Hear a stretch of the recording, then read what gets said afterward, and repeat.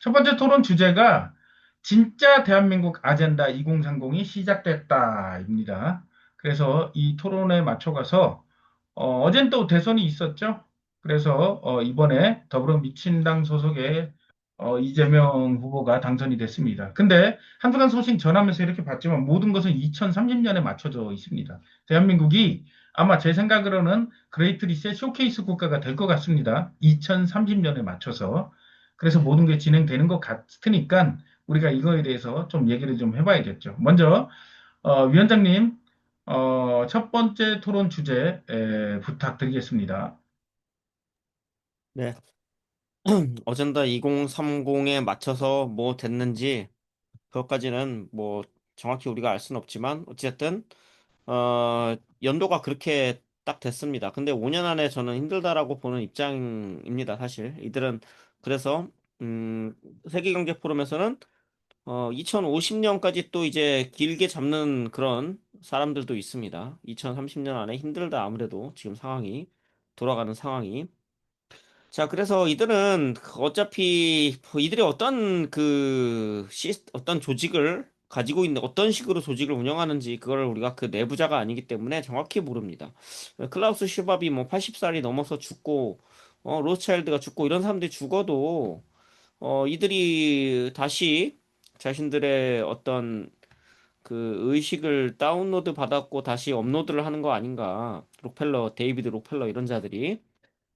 그래서 이들의 어젠다는 우리는 그렇게 생각하겠죠. 이 윗대가리들이 죽으면은 멈추겠구나 이렇게 생각을 하고 뭐 위에 누가 죽으면은 헨리 키신저 이런 놈이 죽으면은 좋아하고 네, 그렇지 않다라는 것이죠.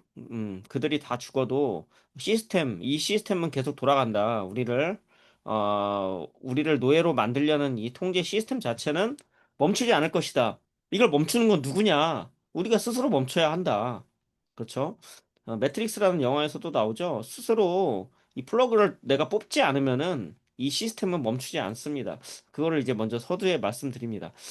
누가 돼서 뭐 김문수, 이재명 뭐 대선이 있었죠, 어제. 아까 잠깐 그 서두에 말씀드렸지만 이재명이 될 거라고 우리들은 거의 대부분 예상을 했고 근데 이재명이 좀 더 많은 득표 차로 이길 거라고 봤는데 김문수의 표도 많았고 오히려 김문수와 이준석의 표를 합치면 이재명한테 이길 수도 있을 정도로 이렇게 세팅을 이들이 숫자를 이렇게 조작을 했다라고 저는 봅니다. 그러니까 왜냐면은 숫자상으로 딱 보니까는 김문수 이 새끼 이거 이준석 이 새끼 때문이네 단일화 했으면 우리가 이겼을 텐데 자 그럼 어떻게 됩니까? 그러면은 우파 진영에서는 계속해서 이재명 임기 내내 아마도 이재명 반대 시위 같은 것을 계속 하겠죠. 근데 중요한 거는 이재명 반대 시위라는 것입니다. 정광훈 목사가 정광훈이란 사람이 문재인 반대 시위를 했죠? 코로나 반대 시위를 했습니까? 백신 반대 시위를 했습니까? 여러분들 이런 걸 잘 보셔야 됩니다. 여기에 모든 이들의 이 쇼의 메커니즘이 들어가 있다라는 것이죠. 이 정치라는 메커니즘이 어떤 식으로 작동하는지 이재명을 반대할 겁니다. 저놈은 공산주의자 이러면서 뭐 아니면 뭐 친중이라고 하면서 그런 거 아무 의미가 없죠. 저놈이 친중이든 공산당이든 그게 뭐가 중요합니까? 그가 하는 정책을 반대해야 의미가 있죠. 그가 하는 팬데믹 전염병을 사기라고 얘기하든지, 백신을 반대하든지, 아니면 CBDC를 반대하든지, 스마트 시티를 반대하든지, 뭐 AI가 위험하다, AI의 위험성을 얘기한다라든지, 디지털 아이디를 반대하든지, 이런 것들을 반대 안 할 거라는 것이죠. 정치 싸움으로 갑니다. 정치 메커니즘으로. 쟤는 친중이고 공산당이 돈을 받는다. 뭐 이런 식의 어떤 내러티브로 갈 겁니다. 그리고 그들은 승산이 있기 때문에 싸우다 보면은 이재명을 탄핵시킬 수도 있을 거라고 보는 것이고, 뭐 탄핵이 안 되더라도 정권 교체가 가능할 것이다. 근데 제가 봤을 때는 이재명이 압도적으로 아마 이겼을 거라고 봅니다. 실질적으로 표를 계산했다라고 하면. 그리고 이제 부정선거 의혹은 일부러 만들어 놓습니다. 부정선거 같은 것을 하고, 근데 부정선거를 이재명이 할 필요가 있습니까? 이재명이나 민주당이 압도적으로 이길 수 있을 거라고 볼 텐데, 괜히 그런 거 꼬투리 잡혀가지고, 부정선거 의혹이 나오면 자신들한테 좋을 게 없는데 왜 그럴까요? 그것 자체가 필요합니다. 그 자체가. 부정선거는 부정선거 자체로서의 의미를 가집니다. 부정선거로 이기겠다가 아니라 부정선거로 해서 민주당이 이기기 위해서 하는 것이 아니라 이건 민주당이나 이 국힘이 아닌 초당파적인 세력을 우리는 뭐 딥스테이트나 글로벌 리스트라고 얘기하죠. 그런 세력이 일부러 부정선거를 하는 겁니다. 왜? 부정선거 이슈를 계속 만들어서 사람들이 부정선거로 외치면서 싸우게끔 하려는 것이죠. 부정선거를 반대하는데 시간을 5년, 10년, 15년 계속 보내면 어떤 일이 벌어집니까? 다른 걸 반대 안 하게 되죠? 아니, 할 시간도 없겠죠. 그리고 오히려 부정선거를 막기 위해선 디지털 아이디를 찬성해야 됩니다. 그리고 뭐 중국의 뭐 내정 간섭 이런 어떤 내러티브에 속게 되면은 중국인들 막아야 된다라면서 출입국 생체인식 기반 출입국 시스템의 도입. 자, 이런 걸 찬성할 수밖에 없게끔 만든다라는 것이죠. 트럼프도 똑같지 않습니까, 여러분? 트럼프가 했던 이런 정책들을 쭉 보면은 비슷합니다, 사실은. 지금 한국의 우파들이 이제 이야기하는 것들과 비슷합니다. 난 부정선거를 척결할 것이고, 뭐 딥스테이트도 척결할 것이고, 막 이런 식으로 이야기하지만 실질적으로는 이 AI 통제 사회로 가는 데에 더 빠르게 가는 역할을 한다. 그리고 트럼프 지지자들이 트럼프가 하는 것에 대해 반대하지 못하도록 그것이 마가 운동이라는 것도 하나의 그런 정치 메커니즘 안에서 들어간다는 것입니다. 한국도 똑같다라는 것이죠. 그래서 우리가 이제 정작 우리의 삶을 완전히 옥죄할 수 있는 것에 대해서 반대하는 것, 자, 이것만이 우리가 이런 이들의 통제 시스템에서 벗어나는 것이고, 궁극적으로는 우리가 스스로 플러그를 뽑아야지 누군가가 뽑아주길 기다리면은 그 전에 완전히 노예가 될 것입니다. 쇠사슬에 묶이게 되겠죠. 지금, 그리고 아까 전에 그 뉴스 기사 같은 걸 좀 봤는데, 지금 AI 그 데이터 센터, 자, 이런 것을 전 세계 최대의 데이터 센터를 한국에 짓고, 뭐, LG 같은 데서 이제 또 그것에 투자를 하고, 이재명 이제 대통령이죠. 이재명은 이제 100조를 AI에 쏘겠다고 하는데, 아까 문 의원님이 잘 말씀하셨습니다. AI라는 것은 사람들을 통제할 수 있는 기술이죠. 물론 통제만 하지 않고 사람들에게 편리함을 줄 수도 있지만 여러분들이 잘 보셔야만 합니다. AI를 정부에서 투자한다라고 하면서 100조를 하는 것이 그게 누구한테 가겠습니까? 기업에게 가죠. 뭐 대기업한테 가장 많이 갈 것이고, 물론 어떤 벤처기업이나 중소기업한테도 갈 수도 있습니다. 어떤 그런 개발을 잘하는 그런 능력 있는 회사가 있다라고 하면, 근데 대기업들에게 갈 확률이 높고, 만약에 중소기업이나 벤처기업에 가게 되면 어떻게 되겠습니까? 그 회사를 합병하겠죠. 삼성이나 LG나 이런 데서. 그 빌 게이츠가 그 마이크로소프트를 창업할 때 했던 짓입니다. 도스나 이런 것도 다른 중소기업, 벤처기업이 다 만든 건데, 그거를 협박을 하고 막, 해가지고, 다 뺏어가가지고, 자기가 만든 것처럼 한 게 마이크로소프트입니다. 그렇게 차렸습니다. 뭐, 그 나중에 다 걸리긴 했지만은. 자, 그래서, 뭐, 이런 것들은 여러분들이 이제, 기업 정치라는 걸 좀 얘기를 해봐야 됩니다. 기업 정치를 알아야지 지금 정치판이 어떻게 돌아가고 트럼프나 이재명이나 이런 정치 꼭두각시들이 하는 것이 왜 저런 것을 하는가, 누구를 위해서 저들은 봉사를 하는가, 이런 것들을 알게 된다라는 것이죠. 실제로 트럼프는 스타게이트 프로젝트 그 강연을 어떤 연설을 하면서 누구를 불렀습니까? 그뭐 올트먼 뭐챗 GTP 오픈 AI의 창업자랑 그리고 레리 앨리슨 오라클 회장이랑 그리고 뭐 소프트뱅크의 뭐 손정희. 자, 누구나 알 수 있는 이런 다국적 기업의 CEO들 이런 자들을 이제 초청해가지고 그 기업들을 밀어주는 그 납세자들의 세금 이런 걸로 하게 됩니다, 사실은. 근데 대기업들에게 어떤 그 AI 같은 걸 개발하도록 해준다라는 거. 근데 그 대기업이 AI를 개발하면 어떻게 됩니까? 일반 사람들의 일자리를 빼앗죠. 그리고 그 AI를 이용해서 사람들을 통제하는 쪽으로 가게 됩니다. 챗 GPT 이런 것도 마찬가지죠. 챗 GTP가 위치 추적 기능이 있습니다. 나중에 제가 또 그 관련 영상을 올릴 텐데 챗 GTP가 웹상에서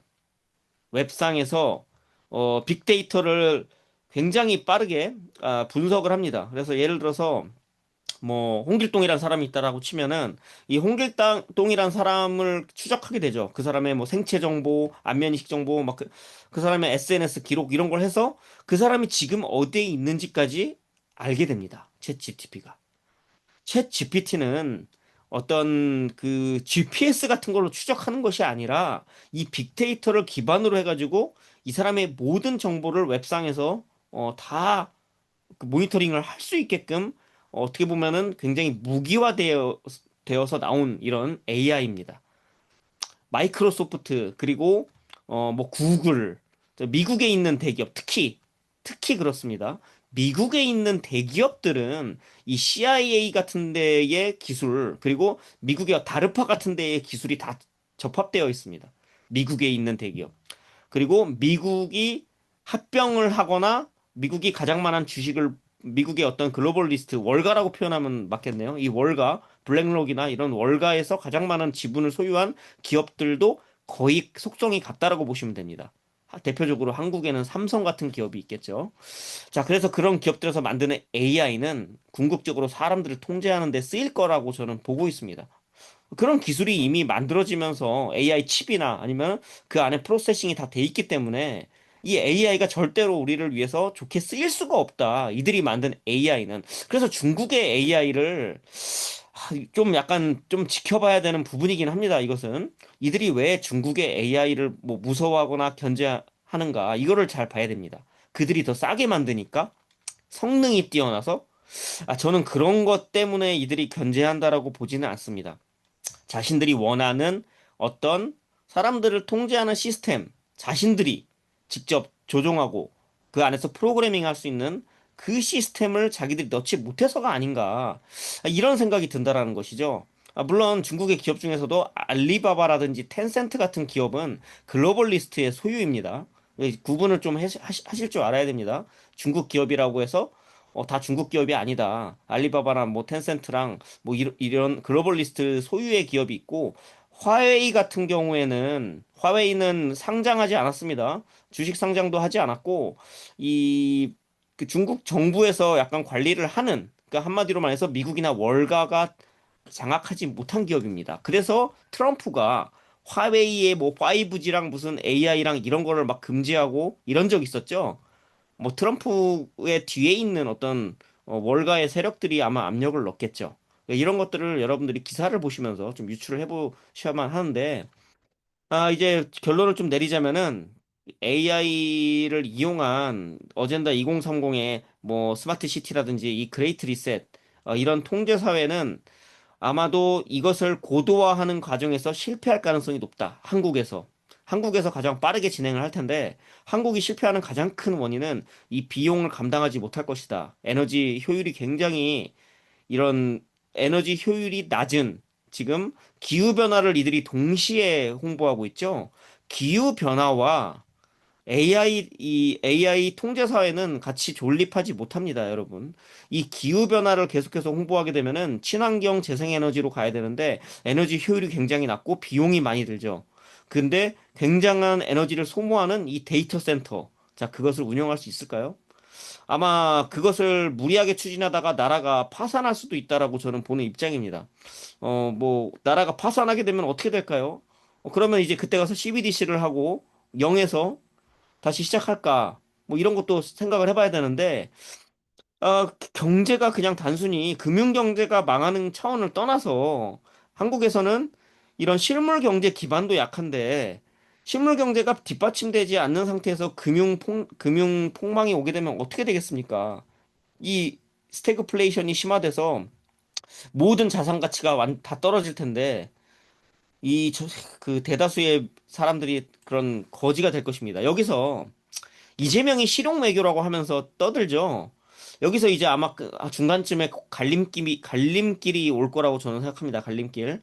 이들의 의제를 따라서 디지털 통제사회 AI 이런 것을 추진하고 그리고 어떤 서구화된 그 기후변화 그 서구에서 추진하는 이 기후변화 자, 이것을 따라서 가다가 나라를 망하게 할 것인지 아니면 뭐 브릭스에 가입한다라든지 러시아의 값싼 뭐 천연가스 같은 것을 어떤 가스관을 이용해서 바로 받아가지고 어떤 에너지 이런 것들을 충당한다라든지 자 이런 선택의 그 어떤 기로 같은 것이 중간에 있지 않을까 이런 생각을 합니다. 그래서 저는 두 가지로 봅니다. 이것을 하다가 중도에 포기할 가능성이 있고 중도에 포기하지 않고 끝까지 추진하면은 나라가 망할 것이다. 이렇게 보고 있습니다. 네.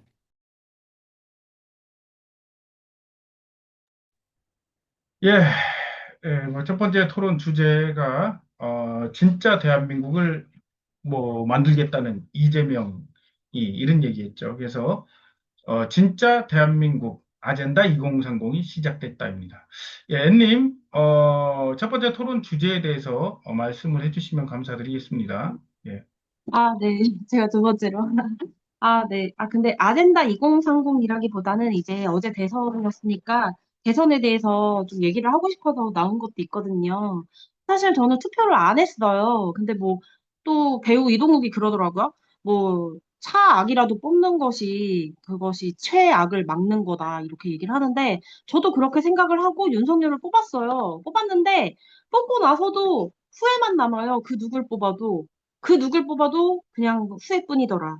뭐 윤석열이 이번에 계엄령을 내리는 바람에 뭐 사람들이 부정선거에 깨어났다 이러면서 우파들이 좋아하고 뭐 그래서 윤석열이 조금 해낸 게 있다 이렇게 보는 시각도 있지만 모르겠어요. 어쨌든 그래서 그 누구를 뽑아도 딥스의 하인들이다. 후보들은 전부 다. 그래야지 나올 수 있지 않나요? 대부분? 인기 있는 사람들은? 그래서 사실은 저는 몽호수님 좋아하니까 몽호수님한테 방송을 들었더니 몽호수님 방송에서 어쩌고저쩌고 당, 조국혁신당, 민주당, 국힘당 이런 식으로 당이 들어가면 그 뒤에 종교 단체들이 후원을 밀어주고 있는 거래요. 그 당을, 그 나쁜 놈들을, 딥스의 하인들, 후보들을. 그래서 그러면은 무소속을 뽑아야 되나? 그래서 봤더니 황교안 그래도 나이 있으시니까 님 붙일게요. 황교안님과 송진호님이 계시더라고요. 근데 송진호님은 전과가 매우 우수수 많더라고요. 전과 18번? 17번? 뭐 그래서 사기를 쳐서 돈을 모았나 봐요. 사기꾼 뭐 이런 쪽, 뭐 사기전범 이런 쪽인 것 같은데. 그리고 또 황교안님은 글쎄요, 이젠 정치인을 그 누구도 못 믿게 됐기 때문에. 그래서 뽑을 사람이 없는 거. 그래서 에너지가 아깝고, 시간이 아깝고, 나중에 후회만 남을 거 어차피 하지 말자. 뽑을 놈이 없으면 뽑지 않는 것이 정답이다. 이런 생각이 들어서 안 했고요. 투표는 안 했고요. 그리고 저희 부모님은 사실 한덕수를 뽑겠대요. 그래서 제가 너무 어이가 없어서 세계경제 포럼의 영 글로벌 리더로 키워진 한덕수와 이준석을 뽑는 거 정말 어리석은 일이잖아요. 그래서 제가 왜 뽑으려고 하시냐고 이유라도 궁금해서 들어보려고 여쭤봤더니 경제를 살리고 딱 3년만 일하고 퇴임하겠다, 물러나겠다, 대통령직에서 이렇게 얘기를 했다 그러면서 한덕수를 뽑겠대요. 그래서 내가, 쟤 나쁜 놈이라고, 쟤도 절대 뽑으면 안 되는 애라고 말씀을 드렸는데, 한덕수가 안 나왔잖아, 이번에. 그러고 나서 김문수가 나왔잖아요. 김문수를 뽑았을 거예요, 아마 저희 가족은. 근데 저도 사실 뽑는다면 김문수나 송진호 중에 한 명이었을 텐데, 김문수한테 제 표를 한 표 준다 그래서 뭐 김문수가 뽑히나요? 그리고 김문수 뽑고 나도, 김문수가 대통령 돼도 저는 분명히 후회를 할 거고, 그렇기 때문에 역시나 투표를 안 했고 앞으로도 할 생각이 저는 없어요. 그냥 제 모든 걸 낭비하는 기분이어서 너무 허무하기 때문에 하여튼 그렇고요. 이번에도 지금 어제 당선되고 이제 이재명이 확실하게 당선되고 하는 말이 경제를 살리고 이런 얘기를 많이 하는데 지금 경제가 사람들이 먹고 살기가 힘들어서 배달도 잘 안 시키고 집밥만 해 먹고 그러고 사는데 경제가 사람들에게 민심을 얻는 데는 가장 큰 관건이었지 않을까. 사람들이 너무 힘들어하니까, 먹고 살기를. 그래서 경제 때문에 아마, 이제 이재명을 또 뽑은 사람도 있을 것 같아요. 근데, 이재명은 좀 뭘 해도 너무 좀 적극적으로 하려는 게 있어가지고, 사실 우리가 많이 걱정을 하는 거잖아요. 사실 이재명이 되면은 강제 접종 들어간다, 백신, 이렇게 얘기하면서 조금 김문수는 뭔가 그레이 리셋의 아젠다를 한 8, 90%만 충실하게 실행을 할 것 같으면 약간 이재명은 더 적극적으로 120% 아니면 100%막 할 것 같은 느낌이 들어서 좀 무서운 것도 있긴 한데 저는 이런 마음도 들어요. 솔직히 얘기하면 어차피 될 거면 이재명이 5년 뒤에도 또 나올 것 같아요. 제 생각엔 아직 그렇게 나이가 많지 않기 때문에 나올 것 같은데 이재명이 된 세상을 그래 이재명 좋아하는 인간들아 한번 지켜봐라 이런 생각도 들어요. 솔직히 얘기하면. 한 번 된 거 한번 5년 동안 누려봐. 그래 어떻게 얼마나 사는지 이런 마음도 들어요. 왜냐면 이재명 빠들이 있기 때문에 저도 솔직히 이재명이 얼마나 일을 잘하는지 한번 지켜볼 생각이에요. 얼마나 일을 잘하는지 정말 궁금하고 그리고 이재명 밑으로 지금 정은경이가 그 선대위 위원장으로 들어갔잖아요. 선거대책위원회 위원장 들어갔는데 지금 뭐 또 벌써 말 나오는 게 보건복지부 장관 그 자리 줘야 되는 거 아니냐 이러니까 밑에 댓글에 사람들이 정은경 지지하고 응원합니다. 막 이런 사람도 있고 정은경 좋아요. 뭐 K방역의 수장 막 이러는데 이번에 만일 또 보건복지부 장관에 오르면 우리가 힘을 합쳐서 진실을 아는 사람들이 똘똘 뭉쳐서 정은경 끌어내려야 돼요. 반드시. 반드시 끌어내려야 한다고 생각합니다. 정말로. 저도 거기 합류할 거고요. 정은경은 솔직히 말하면 정말 좀 심한 말일지 몰라도 길 가다가 뒤에서 칼집 맞아야 돼. 미안하지만. 죽어야 됩니다. 사망해야죠. 그렇죠? 죽어야죠. 그리고 문재인도 당연히 죽어야 되고 윤석열이 물론 문재인보다는 조금 나아요. 조금 낫긴 한데 그래도 윤석열도 나쁜 놈이죠. 그러니까 누구 하나 믿을 인간이 정치인 중엔 없다고 생각하시면 그냥 정답이에요. 누구 하나 없어요. 그냥 믿을 사람은 우리뿐이다. 우리 같은 편. 우리는 지금 같은 한 배를 탄 거잖아요.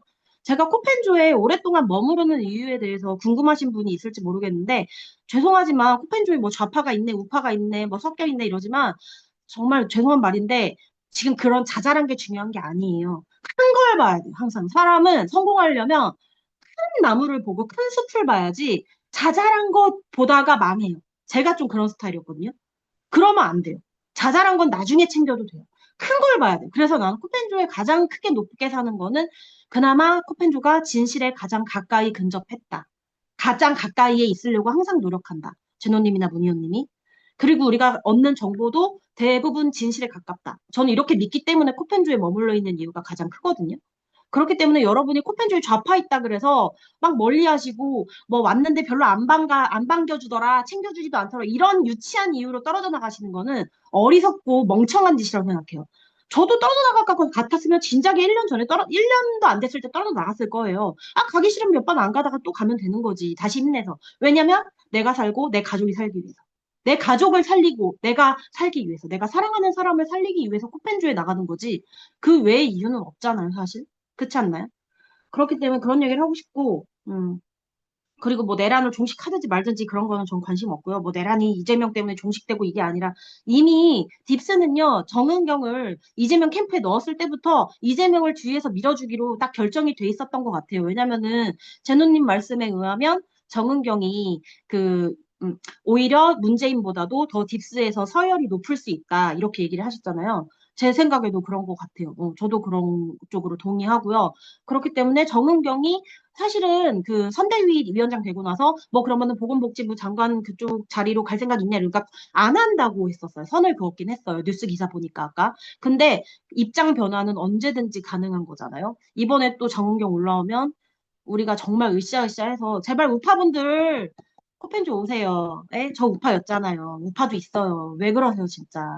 안 반겨주는 거 그런 거 신경 쓰지 마세요. 지금 그런 게 중요한 게 아니에요. 그런 디테일, 그런 짜잘한 게 중요한 게 아니에요. 나무 한 그루 보지 말라고 제발. 크게 보라고, 크게. 그 어디를 가도 다 보면요. 뿌락지고 나쁜 놈들 많아요, 진짜. 제가 다른 단체도 가봤어요. 결국에 최근에 하는 짓 보면은 다 이상한 짓들 많이 하더라고. 뿌락지 같은 의심스러운 이상한 짓 많이 해요. 코펜조만이 우리 같은 진짜 일반 서민이에요. 사람들 보면. 왜 나는 진짜 이해가 안 돼. 내가 뭐 돈 받고 여기 나오는 것도 아니고, 저도 지금 이제 몇 년 됐지만, 저 진짜 돈 한 푼 받은 거 없어요. 제 돈 써가면서 나오지. 우리 다 그룹이 있잖아, 코펜조 사람들. 여러분, 이제 우리는 시간이 얼마 남았는지 모르니까 지금보다 더 적극적으로 활동을 해야 돼요. 저도 이제 2주에 한 번 하고 있지만 더 적극적으로 2주에 한 번 꼭 나갈 거고, 사실은 매주 해야 되는 게 맞는 거라서 이제 일도 안 하니까 매주 한다 그러면은 저도 되도록 매주 나가려고 하거든요. 그러니까 여자분들 저한테 많이 의지하셔도 되니까 나오시고 그리고 지금 코펜조 후원이 아마 기부금이 아마 좀 많이 없지 않을까 이런 생각 드니까 코펜조 후원도 좀 많이 부탁드리고요. 그리고 저도 제 개인적으로 나름대로 유인물 만들었던 게 있어서 A4 용지 수정해가지고 이번에는 그냥 그 인쇄 맡기는 데 있잖아요. 인쇄물, 뭐 현수막 만들고 뭐 이렇게 유인물 만드는데 거기다 맡겨버리려고. 왜냐면 제가 개인적으로 사서 프린터기 해가지고 했더니 세상에 잉크가요 200장인가 100장인가 뽑으니까 다 끝나요. 그리고 앞뒷면을 일일이 제가 다 바꿔줘야 돼요. 너무 피곤해. 노가다요. 그래서 그냥 저도 조금 개인적으로 조금 후원해 주실 분 있으시면 받아서 제가 맡겨서 아예 1000장이고 2000장이고 해서 저도 개인적으로 동네에서도 뿌리고 또 나눔하신다는 분 있으면 또 제가 또 몇백 장이든 드리고 좀 이럴 생각이거든요. 그러니까 올해에는 더더욱 이재명이 됐으니까 더 적극적으로 해서 오히려 전화위복이란 말 있죠. 왜? 오히려 나쁜 일이 터졌을 때 그걸 더 뒤집어서 우리가 그걸 위기를 기회로 이용해버리는 그런 전략을 짜야 하지 않을까. 이재명이 더 적극적으로 하면 우리도 더 적극적으로 해야겠죠. 그쵸? 올해에는 저도 일도 안 하고 하니까 더 적극적으로 전력 투구해서 좀 더 으쌰으쌰 더 열심히 불태워보자 이런 마음이 듭니다. 그러니까 여러분도 더 적극적으로 해주세요. 여러분 소극적으로 해서 되는 거는 아무것도 없어요. 미안한 얘기인데. 적극적으로 몸을 불사질러서 뛰어들어야 적진에 뛰어들어야 이길 확률이 있는 거예요. 호랑이를 잡으려면 호랑이 굴로 들어가야 되죠. 그런 것처럼 열심히 해야 됩니다. 열심히 해야지 그래야 우리가 이 소수의 인원으로 그나마 승산이 있지 않나요?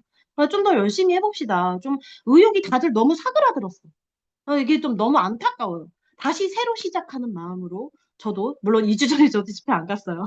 안 갔긴 한데 그래도 다시 시작하는 마음으로 항상 너무 좌절되고 힘들 땐 한번 밑바닥까지 치고 다시 일어나고 오뚜기처럼 그런 마음을 가졌으면 좋겠습니다. 예, 감사합니다. 예, 감사합니다. 어떤 행동의 중요성 이렇게 많이 말씀해 주셨습니다. 새롭게 이렇게 새로운 정부가 탄생을 했습니다. 그레이트 리셋을 앞당길 정부입니다. 그럼 우리도 거기에 맞춰서 열심히 더 해야겠죠. 그리고 뭐 저도 그렇고 제가 이렇게 보기에 뭐 제노님도 그렇고 그렇게 뭐 아주 사람들에게 막 살갑고 친절하고 이런 사람이 아니에요. 예. 방송에서는 뭐 이렇게 얘기를 하지만 사람들은 막 이렇게 하는 스타일은 아니고 오셨냐고 이 정도 하고 그러니까 원래 스타일이 그래요. 그리고 또 남자들이 보면은 처음 만남부터 살갑게 막 잘 안 하잖아요. 남자들은. 예, 그런 면들이 있어요. 뭐, 여자들은 어떻게 보면 좀 사회적으로 이렇게 만나면 처음부터, 아유, 언니, 막 이러면서 이런 게 있지만, 남자들은 그런 게 별로 없으니까. 근데 이제 만나서 얘기해보고, 뭐, 그리고 어떤 정보도 주고받고, 이렇게 하다 보면, 사람들이 뭐 변함없이, 진실을 추구하려는구나, 이런 걸 알게 될 겁니다. 예. 이제 오주영 회원님 젊은 어떤 그 피로서 젊은 사람의 생각으로서 바라보고 있는 이번에 진짜 대한민국 아젠다 2030에 대해서 말씀을 해주시면 고맙겠습니다. 네, 이번에 이재명이 안 쳐졌죠. 이거는 어찌 보면은 굉장히 긴 플랜이었다고 봅니다. 저번에 0.7% 차이로 뭐 심상정하고 이재명이 단일화를 했으면 이재명이 이겼을 그런 선거로 데이터 값을 조작해 가면서 윤석열을 일단 앉혀놨습니다. 그 후 윤석열이 3년 동안 개뻘짓만 하면서 이재명 대통령 만들어주기 쇼를 했죠. 물론 그들이 이재명을 대통령 만들어줄 수는 없습니다. 어차피 다 딥스가 만들어주기 때문에. 하지만 중요한 것은 이렇게 하면서 윤석열 3년 동안 사회의 혼란과 그 좌우로 갈라져서 싸우는 게 더 심화가 됐고, 이번에 또 이재명을 어떻게 앉혀놨냐를 보면은 김문수랑 이준석이 단일화를 했으면 이겼을 수도 있는 그런 수치로 또 조작을 해서 이재명을 당선시켰기 때문에 또 다른 혼란이 가중되게 깁스는 이렇게 영리하게도 이런 아주 영악하고도 영리한 그런 세팅을 해놔서 또 이재명을 당선시켰습니다. 그리고 남녀 갈등도 여전히 이 중요한 문제죠. 뭐 20대 여자들은 몇십 프로가 이재명을 찍었네. 20대 남자들은 몇십 프로가 이준석을 찍었네. 이런 식으로 해서 본질과 진짜적을 보지 못하게 하고 그저 쓸데없는 걸로 갈라져서 싸우게 하는 그런 선거쇼가 어제 또 진행이 됐던 것이고, 계엄쇼 때부터 이들이 무엇을 했습니까? 또 다른 전염병 사기를 준비를 해서 결국에는 그 학살범 정은경이 지금 보건복지부 장관 하마평에 오르고 있습니다. 근데 정은경뿐이겠습니까? 듣도 보도 못했던 코로나 사기 때 그 지잡대 교수들 코로나 사기 앞장서서 돈 엄청나게 해먹고 감투 하나씩 받지 않았습니까? 그중에 그 정기석이란 이 미친놈이 지금 건보공단 이사장입니다. 그러면 또 전염병 사기치면은 제가 봤을 때는 그냥 별로 뭐 할 것도 없을 것 같습니다. 이 이재명 정권에서는. 왜냐? 코로나 사기 때 이렇게 사기의 부역을 잘하면은 큰 감투도 쓰고 돈도 많이 번다는 거를 이 돈 맛을 본 놈들이 많기 때문에 아마 뭐 별로 그렇게 힘을 쓰지 않아도 자발적으로 구역하는 그런 사람들이 많을 거라고 생각합니다. 한마디로 총체적 난국이죠.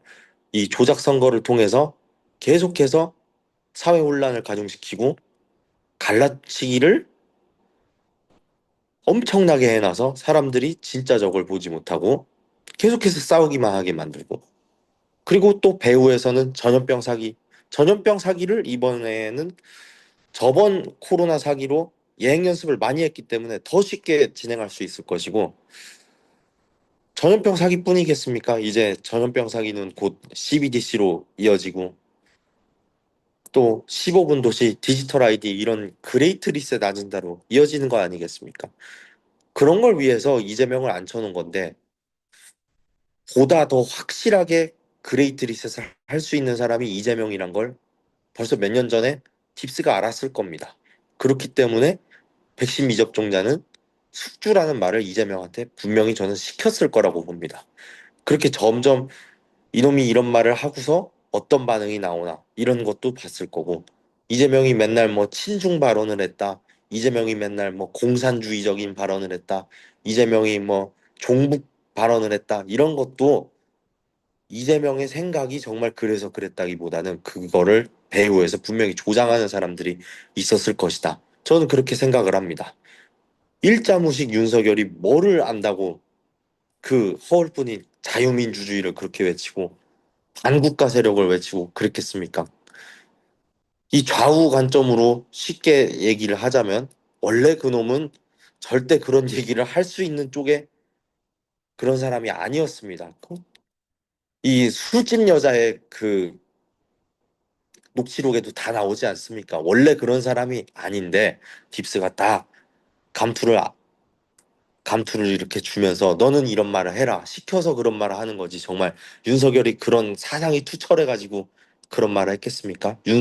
윤뿐만 아니라 뭐 이재명도 똑같다고 봅니다. 그런 얘기를 하면서 더 이제 혼란과 갈등을 가중시키고 뭐 이재명은 빨갱이다 이런 식으로 하면서 아마 또 전광훈 같은 놈들이 문재인 때 그랬던 것처럼 또 이재명 반대 시위를 국정원에 돈을 받고 하여튼 간에 정말 그냥 총체적 난국이다 이 말밖에 할 수가 없고, 그레이트 리셋이 이제 정말 5년 남았는데 이게 2030년까지 어디까지 갈지 아직은 알 수 없지만 아까 말씀드린 대로 정말 이재명을 앉혀서 그레이트 리셋을 2030년까지 완성시키는 이 계획이 너무도 지금 착착 진행되고 있다. 하지만 딥스도 조금은 두려울 겁니다. 왜냐하면 사람들이 자기네들이 한창 그 개 난리법석을 피울 때 2020년부터 2022년 그때보다는 사람들이 조금은 깨어나고 있기 때문에, 그렇기 때문에 지금 이재명을 무슨 수로 써서라도 더 혼란을 가중시키면서 앉혀가지고 사람들이 뭐 그레이트 리셋을 반대하는 게 아니라 이재명을 반대하고 나라가 중국에 넘어간다고 개 난리법석을 떨면서 그런 것을 반대하는 그런 사회를 지금 몇 년에 걸쳐서 구축해 놨고 이번에 그게 실현이 된 게 아닌가 그런 생각이 듭니다.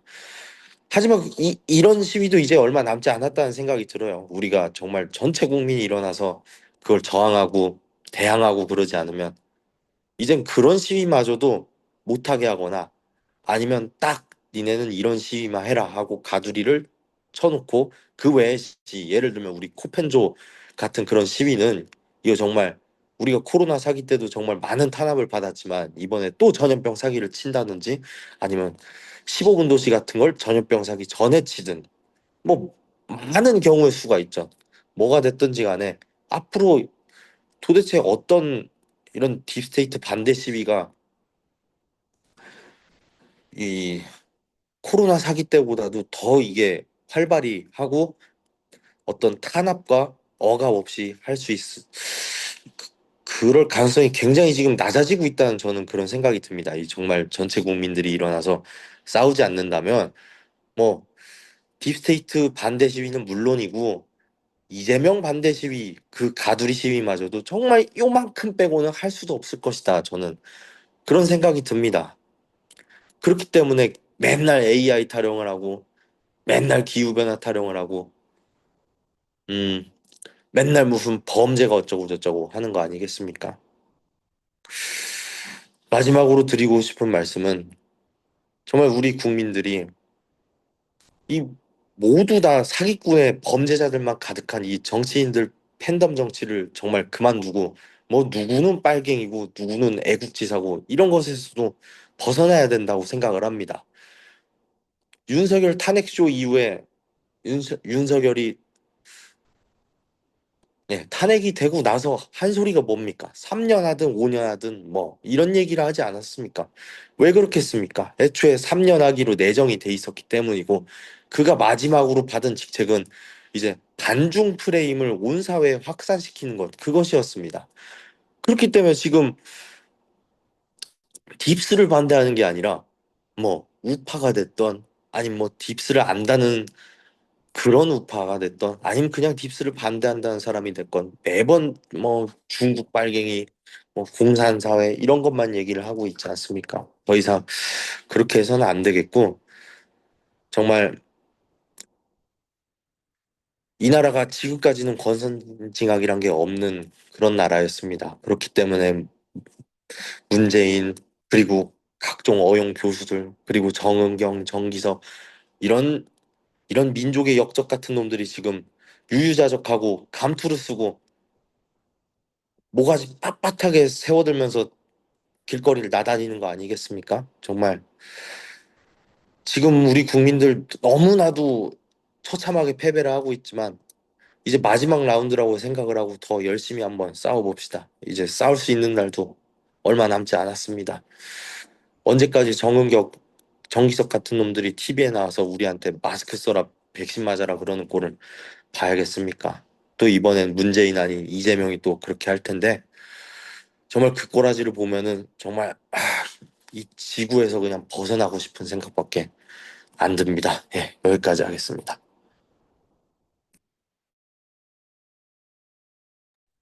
예, 우리가 이제 코로나 시기 때도 집회를 매주 했습니다. 근데 정식적으로 집회를 하진 못했어요. 그 당시에는 집회 허가가 안 나왔기 때문에. 그래서 한 명만 마이크를 잡고 얘기를 하고 있고 나머지는 전부 흩어져서 이렇게 전단지를 나눠주도록 그렇게 하고 또 필요하다면 흩어진 사람이 또 다른 곳에 가가지고 또 마이크를 잡고 얘기를 하는 이런 식으로 각개전투식으로 집회를 했습니다. 아마 또 뭐 어떤 전염병 사기가 치게 된다 그러면 집회 뭐 이런 거는 아예 못할 겁니다. 예.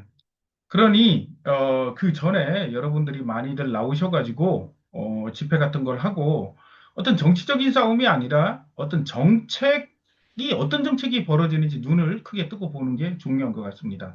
이제 오늘 뭐 첫 번째 토론 주제가 진짜 대한민국 아젠다 2030이 됐다 이렇게 얘기하는데 이재명은 이런 얘기를 했죠. 진짜 대한민국이 이제부터 시작이라고. 거기에는 많은 의미가 함축되어 있을 겁니다. 정치쇼에 놀아나지 말라는 의미로, 어떤 그 데이터를 하나, 뭔가 좀, 제가 또 조사를 해서 문서를 하나 만든 게 있으니까 이걸 한번 여러분들이 보시면서 스스로 한번 판단을 한번 해보세요. 예. 진짜 대한민국 아젠다 2030이 시작됐다. 오늘 아침에 이렇게 보니까 100% 개표가 되면서 이렇게 나왔습니다. 기호 1번 이재명 49.42%, 김문수 41.15%로 당선이 됐습니다. 근데 이제 3위가 이준석인데 8.34%. 이것을 만약에 김문수와 이준석이 단일화를 하면 몇 프로가 나올까요? 이재명을 이기죠. 예. 49.49%가 됩니다. 약 0.7% 차이로, 0.07% 차이로 이기게 되어 있습니다. 그러면 실제 그렇게 투표를 했을까? 저는 그게 아니라고 봐요. 아까 위원장님도 얘기했지만, 먼저 작년 12월 3일 날, 윤석열이 비상계엄을 하면서, 그건 이제 어떻게 보면 셀프 탄핵 쇼라고 저는 얘기를 하고 있습니다. 그렇게 해서 난리를 치면서 내려옵니다. 그리고 탄핵을 당해요. 그러면 사람들의 대부분의 심리는 야, 저런 놈 다시면 나오면 안 돼 하고 정치에 관심이 없던 사람조차도 그 반대 땅을 찍도록 되어 있습니다. 그래서 저는 개인적으로 이재명이 60에서 70% 사이 나왔을 거라고 봐요.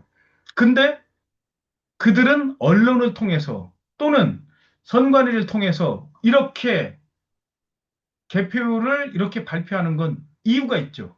그 이유를 역사적으로 살펴보겠습니다. 예, 1대부터 안 보겠습니다. 13대 대통령 선거부터 어떤 식으로 대통령 선거가 진행이 되고 득표가 되는지 한번 살펴보겠습니다. 13대 노태우가 되죠?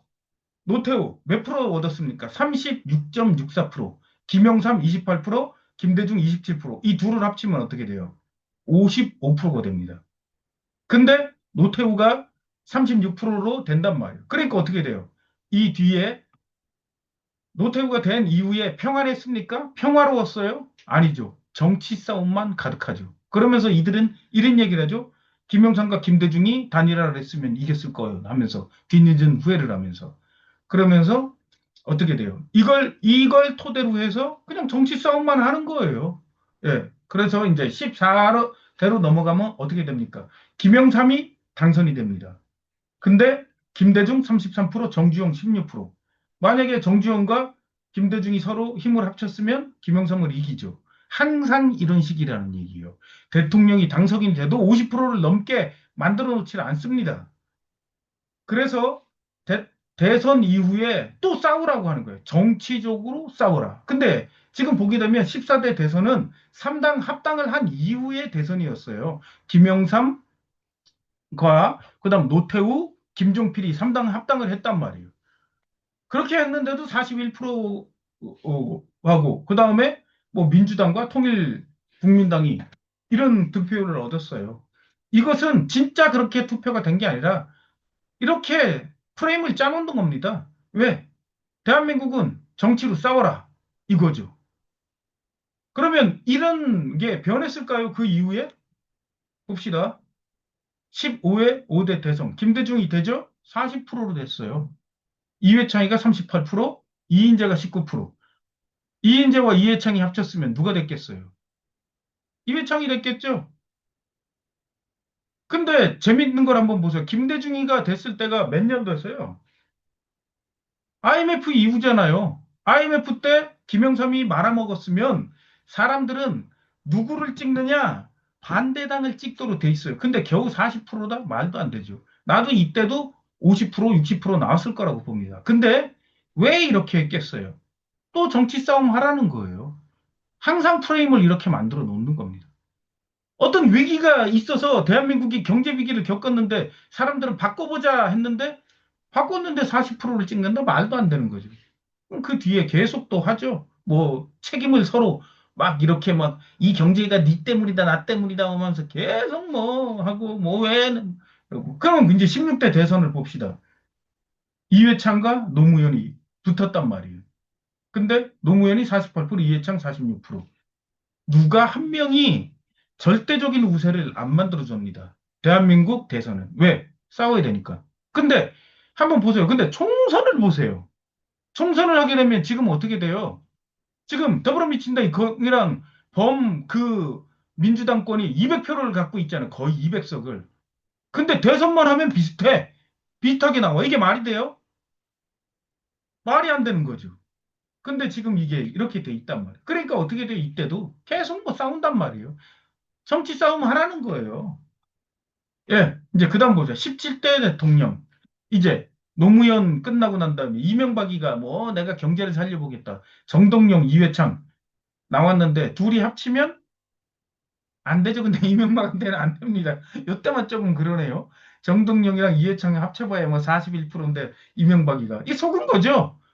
계속 뭐 경제가 어쩌니 저쩌니 막 이래가지고 이명박이 같은 이런 정가 14번 사기꾼이 나와가지고 근데 경제를 살리겠다? 뭘 살려요 이놈이 경제만 완전히 다 저기 CFR이나 미국에다 다 갖다 줬잖아요. 다 해가지고 사자방 해가지고 이런 식입니다. 근데 아마 이명박 그렇고 그다음에 이제 18대 대선이 치러지는데 박근혜와 문재인이 붙었죠? 박근혜가 51.55%, 문재인이 48% 이렇게 당선이 됩니다. 예. 근데 저는 개인적으로 이때 문재인이 이겼다고 봐요. 예. 박근혜가 졌는데 그냥 이렇게 해놓는 겁니다. 이때 박근혜가 필요했던 거죠. 이 정권을 주무르고 이 정부를 만들어 놓은 그 세력은 누가 그 정권을 그때 필요한지를 알아서 세우는 건데 이명박, 박근혜 이명박 이후에 박근혜가 필요했던 거지 문재인이 필요했던 게 아니에요. 왜냐? 문재인이 2020년도 코로나 사기를 쳐야 되니까. 먼저 문재인이 해버리면 코로나 사기를 못 치거든. 예. 그럼 문재인 다음에 누가 오겠어요? 반대 당이 되겠죠. 걔네들로 코로나 사기 치기 힘들단 말이에요. 왜냐? 이 짓을 하게 되면 촛불들이 가만히 안 있겠죠. 그러니까 가장 2020년에 초점을 맞춰놨는데 그 사람이 문재인이었고 그 전에 박근혜가 됐는데 박근혜 개판 치라는 거죠. 개판 쳐가지고 어떻게 해요? 탄핵 당하게 돼야 되잖아요. 탄핵. 탄핵 이후에 제 대선 봅시다. 문재인이 41%를 받았어요. 말이 돼요? 탄핵 된 정권이 탄핵이 됐는데 그 다음 정권에서 문재인이 41%. 근데 홍준표랑 안철수랑 둘이 합치면 어떻게 돼요? 45%예요. 문재인이 이긴단 말이에요. 이게 말이 되냐 이거죠. 아니 탄핵 당했는데 그 다음에 그 반대 땅이 41%밖에 못 얻는다는 게 말이 돼요? 그리고 또 이 프레임을 보세요. 홍준표가 안철수랑 단일화 됐으면 이긴단 말이에요. 지금. 근데 단일화 절대 안 하죠. 왜? 누군가를 대통령 만들어 줘야 되는데 반대편이 단일화를 안 합니다. 보세요. 지금 다 보면 계속 그래 왔습니다. 근데 그렇게 해서 보게 되면 된 사람도 50%를 넘어가기 힘든 구조로 만들어져요. 왜? 그래야 계속 싸우게 만드는 거죠. 이런 프레임들을 계속 만들어 놓은 겁니다. 근데 문재인이 요때 2017년에 당선이 돼서 2020년 2년까지 하면서 코로나 사기를 쳤단 말이에요. 근데 대부분의 사람들을 방역 잘했다고 여기면서 문재인이 끝날 때 41%가 아니라 40, 한 7, 8%의 지지율을 얻고 있었어요. 문재인이 끝날 때. 근데 그 다음 대선 보세요. 윤석열과 이재명 붙었죠? 이재명이 47%예요. 이게 말이 돼요? 문재인이 끝날 때 47, 8%의 지지율을 얻었는데 그 사람이 그대로 찍어줘도 이게 나오고 그다음에 방역 잘했다고 여기는 사람들이 많았는데 이게 되냐 이거죠. 윤석열이가. 안 이게 나올 수 없는 수치예요. 근데 나온단 말이에요. 왜냐? 이때는 윤석열이 필요했기 때문에. 근데 이재명이 간발의 차이로 지게 만들어주죠. 왜? 왜겠어요? 정치 또 싸우라는 얘기예요. 예. 윤석열은 이때가 누구예요? 바이든 정권 때란 말이에요. 전쟁 시기잖아요. 전쟁에 가장 알맞는 놈이죠. 위기를 만들고, 남북 간에 어떤 위기를 만들어내고. 그러니까, 가만히 지켜보고 있으면 말도 안 되는 일들이 계속 벌어지는 거예요. 그럼 윤석열이가 이번에 날라갔어요. 윤석열이가 날라가가지고 탄핵이 당했는데 49%로 당선이 된다? 말도 안 되죠. 제 생각으로는 60에서 70% 나왔을 겁니다. 근데 왜 이런 프레임을 만들었느냐? 만약에 이재명이 한 65%에서 70% 사이에 득표를 얻고 김문수가 한 20, 30% 얻었다 그러면 김문수를 지지하는 사람들, 국민의당 지지자들은 어떻게 돼요? 야, 우리는 정치적으로 안 되나 보다 하고 정치적으로 포기한단 말이에요. 그러면 어떻게 돼요? 나중에 이재명이가 뭔가 뭔가를 한단 말이에요. 정책을 펴서 하게 되면 사람들은 그때는 정치 싸움에 뛰어드는 게 아니라 정책 싸움에 뛰어들게 돼요. 반대파들은. 왜 이런 걸 하느냐 하면서. 근데 이런 프레임으로 딱 만들어 놓으면 어떻게 돼요? 정책 싸움은 없어지고 정치 싸움만 벌어지게 되는 거죠. 여러분들이 이 프레임들이 이제 다 보여야 되는 겁니다. 그럼 한번 봅시다. 이렇게 지금까지 뭐 13대부터 21대까지 이렇게 대통령이 됐어요. 근데 2001년부터 한번 봅시다. 미국과 한국과의 서로 대통령이 어떻게 엇갈리냐. 미국이 공화당일 때 한국은 민주당. 미국이 민주당일 때 한국은 어디예요? 뭐, 그, 보수. 이런 식으로 계속 엇갈리게 되죠. 조지 부시 때는 뭘 했어요? 전쟁했잖아요. 전쟁을 하고 있는데 예를 들어 이명박이나 박근혜가 같이 돼가지고 그 전쟁에 동조하면서 막 무기를 대주면은 어떻게 돼요? 또 촛불이 일어나겠죠? 근데 노무현이 막 그렇게 하면서 파병하고 이렇게 하면 촛불은 안 일어난단 말이에요. 근데 버락 오바마가 됐어요. 돼가지고 막 LGBTQ 막 몰아붙여요. 근데 노무현이 돼가지고 막 LGBTQ 하면은 안 되겠죠. 그런 게 아니라 이명박 박근혜가 하면서 이들도 LGBTQ에 동조하는 짓을 하는 거예요. 그러면 어떻게 돼요? 보수 세력은 가만히 있게 되는 거예요. 이런 식의 프레임들이 미국과 대한민국에서 짝짝꿍이 맞아서 서로 이어지는 겁니다. 그러면 지금 이 도널드 트럼프가 됐으면 누가 돼요? 당연히 이재명이 파란색이 돼야겠죠. 그래서 이건 전략적이라고 봐야 되는 겁니다. 우리나라 대한민국의 사람들이 선택하는 거 전혀 없어요. 전략적인 거예요. 예. 그래서 6월 3일 바로 대선이 끝나자마자 나온 기사를 보게 되면 뭐냐? 이재명 당선돼서 또 대선하겠다. 국민의힘 상황실. 뭐냐? 이거 정치 싸움 또 부추기겠다는 얘기죠. 예. 뭐냐? 김 후보는 공개 일정 대신 SNS를 통해 오늘은 국민이 거짓을 심판하는 날이자 괴물 총독 통제, 괴물 총독 통제를 막을 기회라며 투표를 격려했고, 뭐 김용태, 뭐 누군지 모르겠지만 비대위원장도 이재명 민주당 이재명 후보가 당선되더라도 두 달 안에 대선을 치르는 하는 헌정사상 최후의 사태가 발생해 있다고 주장했다. 이게 뭐예요? 끝나자마자 또 정치 싸움 하겠다는 얘기로 들리잖아요. 그러니까 사람들을 대한민국의 이 사람들을 개한민국의 개돼지로 알고 다 다시 또 정치판으로 끌어들이려는 게 이 프레임이 다 보이잖아요. 예,